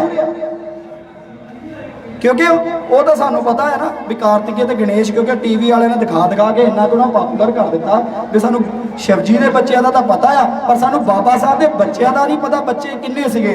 बाबा साहब के 5 बच्चे हुए आ। हुण मैनूं 5 के नाम दस सकते हो? असीं कहने बाबा साहब के पढ़ पोते बैठे आ, बाबा साहब के 5 बच्चों के नाम पूछ रहा जी मैं। आप गल करते बहुत दूर दियाँ बाबा साहब की सोच नूं लभण दियां, पर सानू बाबा साहब बारे जो कह लो बेसिक ज्ञान असीं वो नहीं इकट्ठा करने की कोशिश की। असीं गल्लां करते हैं भी बाबा साहब ने अपने बच्चे बार दिते साडे, पर उन्होंने जिद्दां 4 साहिबजादियां दे नाम तो साडे बच्चों नूं पता होणगे, चंगी गल है, पता होना चाहिए, क्योंकि वो भी साडे शहीद ने। पर जिहड़े बाबा साहब ने 4 बच्चे साडे लई शहीद कीते, उन्हां दा किन्हां नूं पता होना चाहिए। तो बाबा जी के बच्चे जोड़े साडे बाबा साहब के बच्चे का नाम सी जशवंत, गंगाधर, रमेश, इंदू, ते सब तो छोटे बच्चे का नाम सी राज रतन। हुण तुहाडे सामने राज रतन अंबेडकर बैठे आ, इन्हां दे फादर दे जिहड़ा नाम रखिया वो उन्हां दे सब तो छोटे बच्चे के नाम ते रखिया। क्यों? क्योंकि बाबा साहब नूं सब तो वध चलो बच्चे तो सारे प्यारे होंदे आ, पर छोटा बच्चा ज़्यादा प्यारा होंदा, तो डेथ भी उन्हां दी एंड ते होई। हुण साडे गीतकार की करदे आ भी बाबा साहब जो राउंड टेबल कानफ्रेंसां ते चले आ, बाबा साहब के बच्चे की लाश घर पई सी ते बाबा साहब उहनूं छड्ड के जी इंग्लैंड जांदे आ। झूठिया, बाबा साहब के बच्चे की डेथ 1926 च हुंदी आ, आखिरी राज रतन दी। ते राउंड टेबल कानफ्रेंसां हुंदियां 29 31 दे विच, 30 31 32 ਦੇ ਵਿੱਚ, ठीक है। ਤੇ ਅਸੀਂ ਕੀ ਪ੍ਰੈਜ਼ੈਂਟ ਕਰਦੇ ਆ? ਬਾਬਾ ਸਾਹਿਬ ਦਾ ਇੱਕ ਸਲੋਗਨ ਆ, ਅਸੀਂ ਕੀ ਕਹਿੰਦੇ ਜੀ? ਬਹੁਤ ਮੈਨੂੰ ਸਾਰੇ ਬੋਲ ਕੇ ਦੱਸ ਦਿਓ। ਪੜੋ ਦੇ ਨਾਲ ਸ਼ੁਰੂ ਹੁੰਦਾ ਜੀ, ਕੀ ਹੈ ਜੀ? ਬੋਲ ਦੋ ਉੱਚੀ। ਪੜੋ ਜੁੜੋ ਸੰਘਰਸ਼ ਕਰੋ, ਇਹ ਕਹਿ ਰਹੇ ਜੀ। ਕਿੰਨੇ ਜਣੇ ਇਸ ਸਲੋਗਨ ਦੇ ਹਾਮੀ ਹੱਥ ਖੜਾ ਕਰ ਦਿਓ ਜੀ ਵੀ ਇਹ ਸਹੀ ਬੋਲਿਆ ਤੁਸੀਂ ਨੇ? ਹੱਥ ਖੜੇ ਕਰ ਦਿਓ ਜੀ ਪਲੀਜ਼। ਜਿਹੜੇ ਕਹਿ ਰਹੇ ਪੜੋ ਜੁੜੋ ਸੰਘਰਸ਼ ਕਰੋ ਬਾਬਾ ਸਾਹਿਬ ਦਾ ਸਲੋਗਨ ਆ, ਤੇ ਉਹ ਆਪਾਂ ਸਹੀ ਆ, ਖੜਾ ਕਰ ਦਿਓ ਜੀ। ਯਕੀਨ ਨਹੀਂ ਹੈਗਾ ਤਾਂ ਮਤਲਬ ਸਾਰਿਆਂ ਨੂੰ ਪਲੀਜ਼ ਹੱਥ ਖੜਾ ਕਰ ਦਿਓ ਨਾ ਫਿਰ।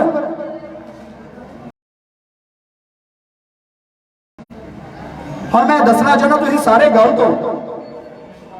ਕਿਉਂ? ਮੈਂ ਤੁਹਾਡਾ ਕਸੂਰ ਨਹੀਂ ਕੱਢਣ ਡਿਆ। ਕਿਉਂ? ਤੁਹਾਨੂੰ ਗਲਤ ਪੜ੍ਹਾ ਗਏ ਅਸੀਂ ਲੋਕ। ਅਸੀਂ ਬੋਲਿਆ, ਤੁਸੀਂ ਸਿੱਖ ਲਿਆ ਸਾਡੇ ਤੋਂ। ਬਾਬਾ ਸਾਹਿਬ ਨੇ ਕਦੀ ਨਹੀਂ ਕਿਹਾ ਪੜੋ ਜੁੜੋ ਸੰਘਰਸ਼ ਕਰੋ। ਬਾਬਾ ਸਾਹਿਬ ਨੇ ਕਿਹਾ ਸੀ ਪੜੋ ਸੰਘਰਸ਼ ਕਰੋ ਤੇ ਜੁੜੋ। ਅਸੀਂ ਕੀ ਕੀਤਾ? ਜੁੜ ਦੂਜੇ ਨੰਬਰ ਤੇ ਗਏ।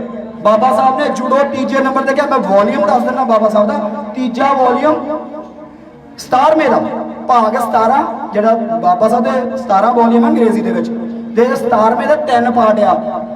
ਤੀਸਰੇ ਦੇ ਵਿੱਚ ਵੋਲੀਅਮ 17ਵੇਂ ਦਾ ਤੀਜਾ ਪਾਰਟ, ਤੇ ਉਹਦੇ ਪੇਜ ਨੰਬਰ 272 ਦੇ ਉੱਤੇ ਟਾਈਟਲ ਦੇ ਵਿੱਚ ਤੇ 276 ਦੇ ਐਂਡ ਦੇ ਵਿੱਚ ਇਹ ਲਾਈਨ ਲਿਖੀ ਹੋਈ ਆ, ਚੱਕ ਕੇ ਪੜ੍ਹ ਲਿਓ। ਪਰ ਸਾਡੇ ਵਕਤਾ ਕੀ ਬੋਲਦੇ ਆ? ਪੜੋ ਸੰਘਰਸ਼ ਕਰੋ। ਅਸੀਂ ਪੜ੍ਹਿਆ ਗਿਆ ਜੋ ਯੂਨੀਵਰਸਿਟੀ ਸਕੂਲ ਵਾਲਿਆਂ ਨੇ ਪੜ੍ਹਾਇਆ, ਜੋ ਜਿਹਦੇ ਬਾਰੇ ਪੜ੍ਹਾਇਆ, ਪਰ ਜੁੜ ਗਏ ਜਿੱਥੇ ਉਹਨਾਂ ਨੇ ਜੋੜਿਆ। ਕੋਈ ਕਿਸੇ ਨਾਲ ਮੈਨੂੰ ਨਾਮ ਕੀ ਲਵਾਂ, ਸਾਨੂੰ ਜਾਦੂਗਰ ਕਹਿਣਾ ਹੁੰਦਾ ਮੈਂ ਤਾਂ। ਅਸੀਂ ਜਾਦੂਗਰਾਂ ਨਾਲ ਜੁੜ ਗਏ। ਸਾਨੂੰ ਆਪਣੇ ਕ੍ਰਾਂਤੀਕਾਰੀ ਰਹਿਬਰਾਂ ਦੇ ਯਕੀਨ ਨਹੀਂ, ਸਾਨੂੰ ਜਾਦੂਗਰਾਂ ਦੇ ਜ਼ਿਆਦਾ ਯਕੀਨ ਹੈ। ਅਸੀਂ ਜਾਦੂਗਰਾਂ ਨਾਲ ਜੁੜ ਗਏ ਤੇ ਫਿਰ ਸੰਘਰਸ਼ ਕਰਨ ਦੀ ਕੀ ਲੋੜ ਆ? ਅਸੀਂ ਉਹਨਾਂ ਮੂਹਰੇ ਸੁਖਣਾ ਸੁਖ ਲੈਂਦੇ ਆ, ਬਾਬਾ ਜੀ ਸਾਡਾ ਕੰਮ ਕਰ ਦਿਓ। ਅਸੀਂ ਸੰਘਰਸ਼ ਕਰਦੇ ਹੀ ਨਹੀਂ ਤੇ ਅਸੀਂ ਨਿਕੰਮੇ ਹੋ ਗਏ ਤੇ ਅਸੀਂ ਆਪਣੇ ਆਪ ਨੂੰ ਸਪੂਤ ਕਹਿੰਦੇ ਆ ਬਾਬਾ ਸਾਹਿਬ ਦੇ। ਇਹ ਸਾਡੀ ਵਿਚਾਰਧਾਰਾ ਵੀ ਅਸੀਂ ਕਿੱਥੇ ਜਾ ਰਹੇ ਹਾਂ ਤੇ ਬਾਬਾ ਸਾਹਿਬ ਨੇ ਸਾਨੂੰ ਮਾਰਗ ਕਿਹੜਾ ਦਿੱਤਾ। ਇਹੀ ਸਾਡਾ ਹਾਲ ਵੋਟਾਂ ਵਾਲੇ ਦਿਨ ਹੁੰਦਾ ਆ। ਬਾਬਾ ਸਾਹਿਬ ਨੇ ਕਿੰਨੀ ਮਿਹਨਤ ਦੇ ਨਾਲ ਰਾਈਟ ਟੂ ਵੋਟ ਦਾ ਅਧਿਕਾਰ, ਕਿਉਂਕਿ ਜਦੋਂ ਰਾਈਟ ਟੂ ਵੋਟ ਦੀ ਗੱਲ ਚੱਲੀ ਸੀ ਤਾਂ ਅੰਗਰੇਜ਼ਾਂ ਦੇ ਸਮੇਂ ਤੇ ਦੇਖਿਓ ਬਹੁਤ ਥੋੜੇ ਲੋਕਾਂ ਨੂੰ ਰਾਈਟ ਟੂ ਵੋਟ ਮਿਲਿਆ ਸੀ, ਤੇ ਉਹ ਵੀ ਆਧਾਰ ਸੀ ਜਾਂ ਤਾਂ ਇਨਕਮ ਟੈਕਸ ਪੇ ਕਰਨ ਵਾਲੇ ਨੂੰ ਰਾਈਟ ਟੂ ਵੋਟ ਮਿਲਣਾ ਜਾਂ ਜਿਹਦੀ ਪ੍ਰਾਪਰਟੀ ਹੋਵੇ। ਤੇ ਸਾਡੇ ਲੋਕਾਂ ਕੋਲ ਨਾ ਪ੍ਰਾਪਰਟੀ ਸੀ ਨਾ ਇਨਕਮ ਟੈਕਸ ਪੇ ਕਰਦੇ ਸੀ, ਤੇ ਅੱਜ ਵੋਟ ਪਾਉਣ ਲੱਗੇ 100 ਰੁਪਏ ਦੀ ਬੋਤਲ ਪਿੱਛੇ ਵਿਕ ਜਾਂਦੇ ਆ। ਅਸੀਂ ਸੋਚਦੇ ਨਹੀਂ। ਮੈਂ ਹਮੇਸ਼ਾ ਕਹਿੰਦਾ ਨਾ, ਤੁਹਾਨੂੰ ਲੱਗਦਾ ਵੋਟ ਕਿਹਨੂੰ? ਬਾਬਾ ਸਾਹਿਬ ਨੂੰ ਪੜ੍ਹ ਕੇ ਵੋਟ ਪਾਓ। ਤੁਸੀਂ ਆਪਣੇ ਆਪ ਸਮਝੋਗੇ ਕਿ ਬਾਬਾ ਸਾਹਿਬ ਨੇ ਸਾਨੂੰ ਇਹ, ਬਾਬਾ ਸਾਹਿਬ ਨੇ ਕਿਹਾ ਸੀ ਵੀ ਜਦੋਂ ਵੀ ਤੁਹਾਡੀ ਭਲਾਈ ਕਰਨੀ, ਤੁਹਾਡੇ ਸਮਾਜ ਦੀ ਪਾਰਟੀ ਨੇ ਤੁਹਾਡੀ ਭਲਾਈ ਕਰਨੀ ਆ। ਕੋਈ ਵੀ ਜਿਹੜਾ ਸੰਗਠਨ ਆ, ਜੇ ਉਹ ਤੁਹਾਡੇ ਲੋਕਾਂ ਦਾ ਉਹਦੇ ਵਿੱਚ ਹਿੱਸੇਦਾਰੀ ਨਹੀਂ ਹੈਗੀ, ਤਾਂ ਤੁਹਾਡੀ ਕਦੀ ਭਲਾਈ ਦੀ ਗੱਲ ਨਹੀਂ ਕਰ ਸਕਦਾ। ਤੇ ਇੱਥੋਂ ਸਮਝ ਲਿਓ ਬਾਬਾ ਸਾਹਿਬ ਦਾ ਇਸ਼ਾਰਾ ਕੀ ਆ, ਕਿਉਂਕਿ ਬਾਬਾ ਸਾਹਿਬ ਦੀ ਉਂਗਲੀ ਬਹੁਤੀਆਂ ਫੋਟੋਆਂ 'ਚ ਇਦਾਂ ਕਰ ਦਿੱਤੀ ਗਈ ਆ। ਬਾਬਾ ਸਾਹਿਬ ਦੀ ਉਂਗਲੀ ਕਦੀ ਨਹੀਂ ਇਦਾਂ ਹੈਗੀ। ਇਹ ਫੋਟੋ ਗਲਤ ਆ। ਬਾਬਾ ਸਾਹਿਬ ਦੀ ਉਂਗਲੀ ਐ ਆ, क्योंकि बाबा साहब की उंगली का समझो संसद वाल इशारा, संसद वाल की ते लोगों ने उपर को करके रख दी है। सो ये सारिया बहुत सारिया गल्लां आ जिहड़ियां आपां कर सकते हैं, पर मेरा इन्ना क मनना आ भी आपां बाबा साहब नूं पढ़ना आ ते जिन्ना ज़्यादा पढ़ांगे उन्ना उन्हां दी विचारधारा लभेगी, जिन्नी विचारधारा लभेगी उन्ना सानू जिहड़ा पढ़ो संघर्ष करो ते जुड़ो दा नारा सानू दे सही अर्थ समझ लगन जाणगे। ते इसलिए मेरी धन्नवाद भी करदा आ ते मैनेजमेंट का, सारे नगर निवासियों का मैं माफ़ी भी चाहना जे किसी को, वैसे तो मैं तुहानूं इदां दा कोई शब्द कह नहीं, पर कईयां नूं लगदा भी सानूं यार गलत कह गया। मेरा पर्पज़ तुहानूं गलत साबित करना नहीं हैगा, मेरा सिर्फ पर्पज़ ये आ भी जो सानूं गलत पढ़ाया गया सानूं उहदा सही प्रमाणक की आ वो देखना। सो नमो बुद्धाय, जय भीम, धन्यवाद।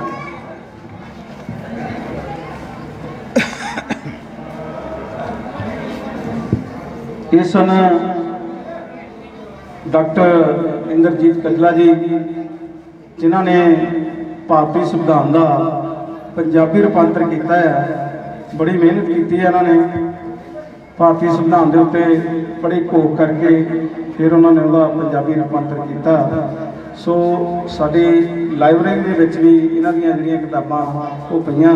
मैं पहला भी गुरपुरब उत्ते कहा सी कि अगर कोई बच्चा पढ़ना चाहता तो उत्थों किताब लै सकता। सो साडे कोल किताबां पईयां, पढ़न की कोशिश करो ताकि भारतीय संविधान बारे तुहानूं भी पता लग सके कि उहदे विच की कुछ लिखिया ते की कुछ उहदे विच अमेंडमेंट की गई है। सो हुण मैं बेनती करांगा साडे भैन जी मैडम चंचलमल जी कनेडा तो आए आ, उन्हां दी सेहत कुछ ठीक नहीं हैगी। सो इस करके वो कहते मैं नहीं स्पीच करनी। सो उन्होंने तो बाद एक मिशनरी कलाकार साडे गुरप्रीत लाली जी आ, वो भी इत्थे आए आ, उन्होंने भी बहुत बहुत धन्यवाद। तो हुण मैं बेनती करांगा साडे बहुत ही सत्कारयोग भंते सुमित रतन, भंते जी सुमित रतन जी वो भी आ जान स्टेज पे आके अपने प्रवचन देन। भंते जी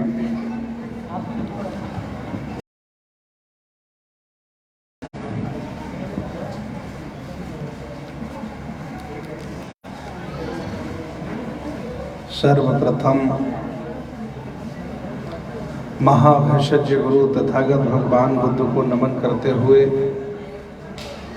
उपरांत बोधिसत्व सदगुरु रविदास जी,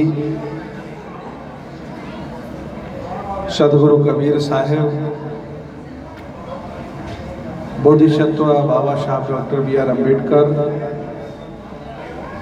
एवं बहुजन समाज में जन्मे सभी संतों, गुरुओं, महापुरुषों को नमन करता हुआ और आज इस बहादुर शासी पंजाब की भूमि पर आप लोगों के बीच आकर मैं स्वयं बहुत ही गौरवान्वित महसूस कर रहा हूँ। मैं बहुत ही शालीनता के साथ कहना चाहता हूँ आप लोगों से कि भले ही आपके इतिहास को मिटा दिया हो उन लोगों ने जिन्हें हमने आज अपना रहबर बना रखा है, लेकिन विज्ञान तरक्की कर गई है। डीएनए आपका बताता है कि आप भारत के निवासी हैं, मूल निवासी हैं और इस देश के पुराने राजा महाराजा हैं।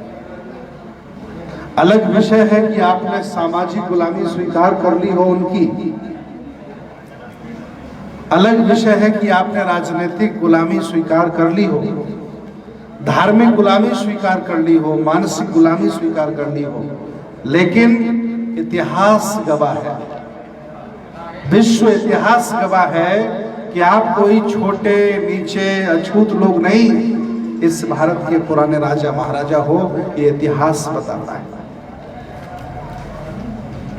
बाबा साहब ने जब हमने सभी संतों, गुरुओं, महापुरुषों का इतिहास पढ़ा, मॉडर्न हिस्ट्री पढ़ी, प्राचीन भारत का इतिहास पढ़ा, तो उन्हें समझ में आया कि देश बनाने वाले, देश को चलाने वाले और बेहतर विश्व गुरु का दर्जा दिलाने वाले हम लोग हैं।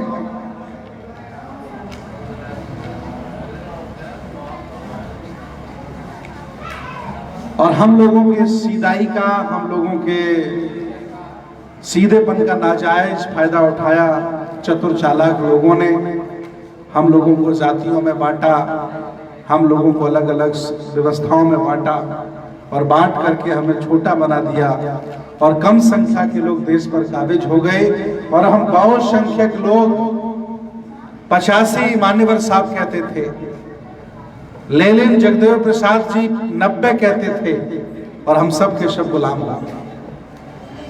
लेकिन भले ही आज हमें पूर्ण स्वराज न मिला हो, ये मेरी अधूरी आजादी है 1947 की। भारतीय संविधान भले ही हमें शासक न बना पा रहा हो, लेकिन भारतीय संविधान के माध्यम से बाबा साहब संविधान में आपका दर्शन, आपकी विरासत, आपकी विचारधारा पूरा डाल करके चले गए। आज भी राष्ट्रपति के पीछे लिखा होता है सत्यमेव जयते। ये किसका है? आपका है, आपके पुरखों का है। आज भी भारत की मुद्रा पर सम्राट अशोक की लाट छपी है, ये किसकी है? आपकी है। चाहे जितना नया नोट हो, अगर सम्राट अशोक की लाट उस पर नहीं है तो उसे फर्जी माना जाता है। चाहे जितना बड़ा अफसर हो, आईपीएस अफसर हो, अगर उसके कंधे पर अशोक की लाट नहीं है तो कोई मानेगा नहीं उसे आईपीएस अफसर। ये बाबा साहब ने आपके महापुरुषों के इतिहास को, आपकी विरासत को संविधान में डालने का काम किया। बाबा साहब ने राष्ट्र ध्वज में जो चक्र डाला है, ये धम्म चक्र प्रवर्तनाय, बुद्ध का चक्र, सम्राट अशोक का चक्र, जो सदा गतिमान रहता है। कितना बड़ा युद्ध हुआ, हमारे दुश्मन चाहते थे कि चरखा डाला जाए, बाबा साहब अकेले खड़े थे कि नहीं, जो बेहतर शासन किया हो सम्राट अशोक, उसका ही चक्र उस पर डाला जाए और वो अंतोगत्वा डाला गया। कितनी गर्व की बात है कि आपके पुरखों की निशानी इस देश के झंडे में है, राष्ट्र ध्वज में है। इससे ज्यादा और क्या चाहिए आपको? अलग विषय है कि हमारे घरों में बुद्ध नहीं आए, अलग विषय है कि हमने अपने आप को दर्ज नहीं करा पाया।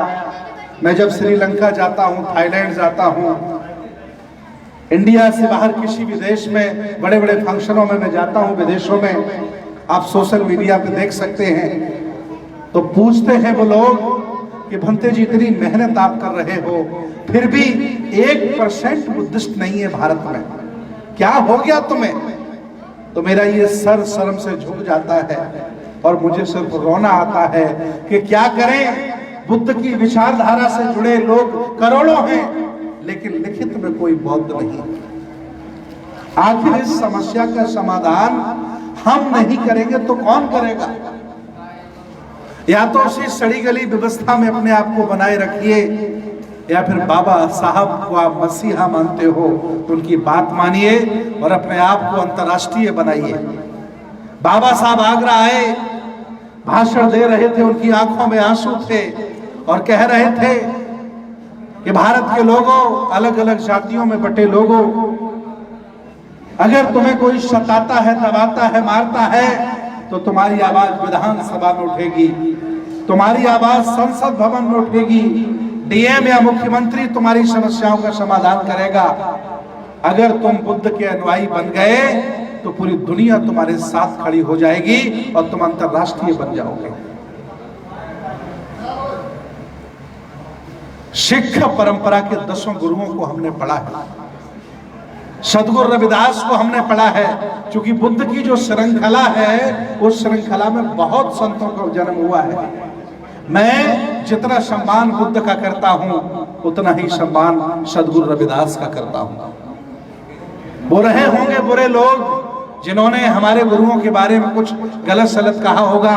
जैसे पंजाब के लोग मुझे मिले, कहा कि बुद्धिस्ट लोग रविदास जी के बारे में खराब शराब बोलते रहते हैं, कबीर साहब के बारे में बोलते रहते हैं। मैंने कहा कोई होगा नया नवेला अनभिज्ञ आदमी जिसने बोल दिया होगा, अरे एक बार पढ़ लेता, उनको तो समझ में आ जाता कि बुद्ध में और रविदास में कोई अंतर नहीं है, एक ही विचारधारा है दोनों की। तो हम अपील करते हैं आपसे, बहुत मुझे रात हो गई, मैं सुबह 8 बजे का निकला हूँ, आज ये 6ठा कार्यक्रम है, कल फिर 7 कार्यक्रम है, मुझे गुरदासपुर तक जाना है, लुधियाना वापस आना है, फिर दिल्ली जाना है, आपको एयरपोर्ट पर करके फिर हवाई जहाज से वापस जाना है मुंबई। तो बहुत व्यस्त जीवन है, आप लोगों ने स्नेह दिया, प्यार दिया, आप पंजाब के जागरूक लोग हैं, पढ़े लिखे लोग हैं, आप सब जानते हैं। मैं चाहता हूं कि संविधान को बचाइए, एकजुट रहिए और महापुरुषों के आंदोलन की रक्षा करिए। मैं बड़ा खुश हुआ हूं आपसे मिल करके, ये देख करके आपका ये साम्राज्य ऐसा लगता है कि आप पुराने राजा महाराजा नहीं बल्कि नए राजा महाराजा हो। बहुत बहुत धन्यवाद। जय भीम, जय संविधान, नमो बुद्धाय, जय भारत, जय गुरुदेव।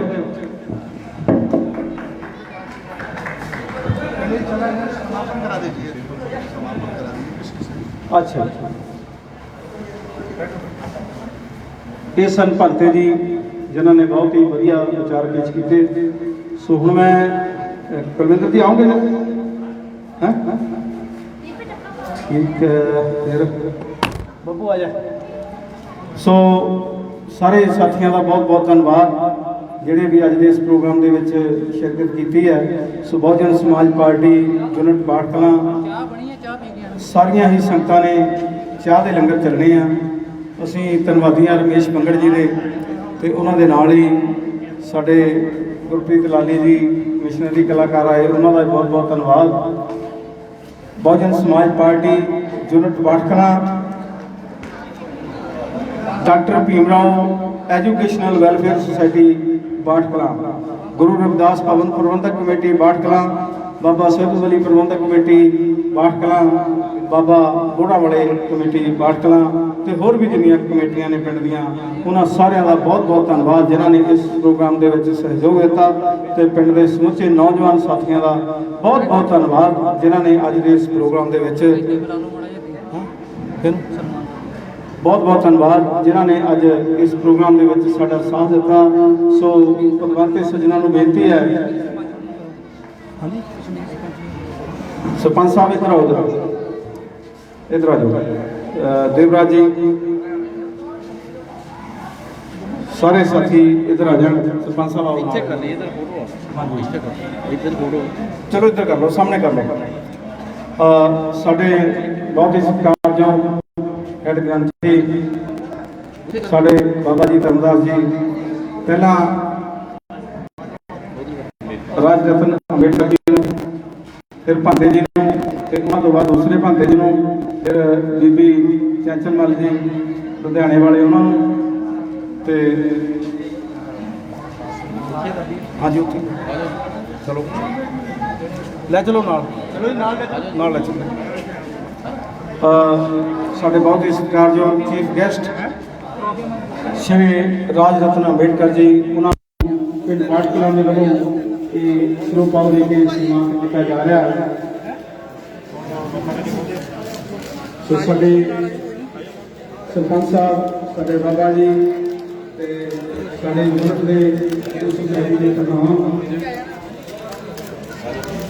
प्रधान, ये सारे लड़के उन्होंने बैठ के सब तो पहला राजनीति अंबेडकर जी,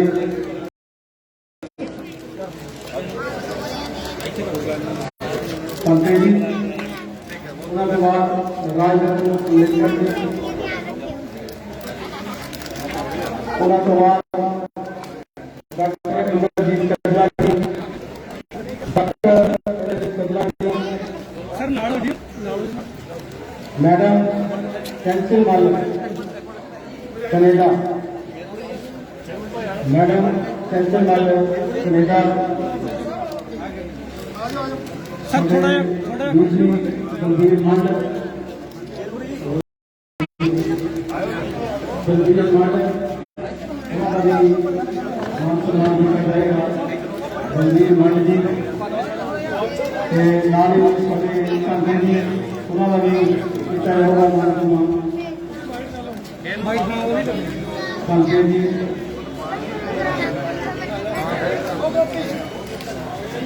संघे गोदी रतन जी उन्होंने भी सम्मान किया जा रहा है।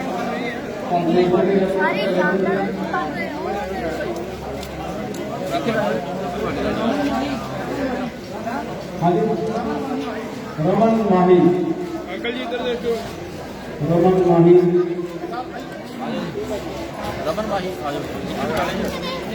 हनी बल्ली सरजीत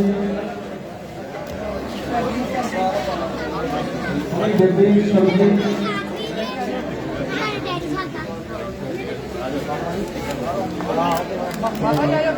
बाबू जी हो गया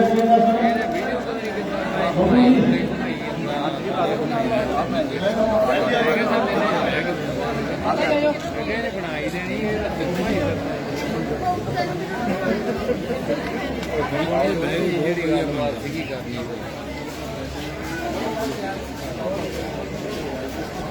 मैडम कैंसर नॉलेज कनेडा में उन्होंने बाद